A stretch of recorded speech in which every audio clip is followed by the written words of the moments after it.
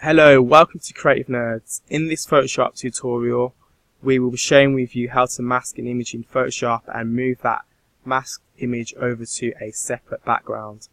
So we want to start off by selecting the rectangle marquee tool, and we will then select the Select and Mask tool.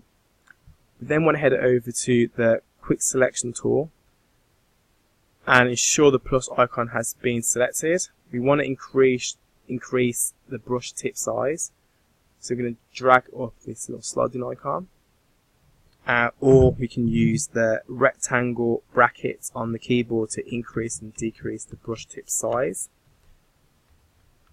We're then just going to select elements of the balloon which we want to be included in our mask by simply just selecting areas of the balloon we would like to be cut out.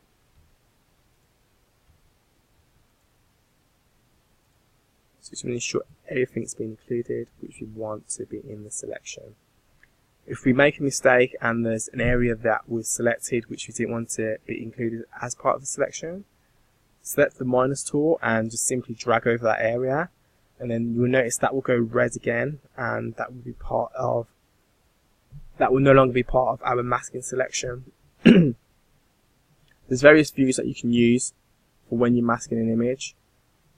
The option that we always like to use is the overlay, which is the best result because it's easy to differentiate between the photo and the background that we're cutting out. We then can change the refinements of the cut. So what I like to do is just increase the smoothness just to ensure there's no jagged edges.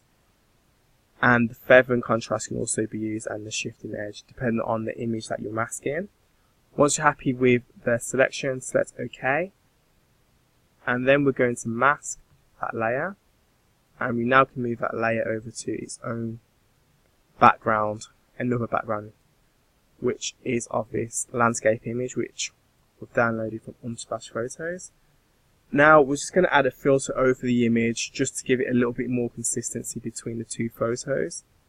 So we're going to select Photo Filter, and we're going to select Warming Filter as our option.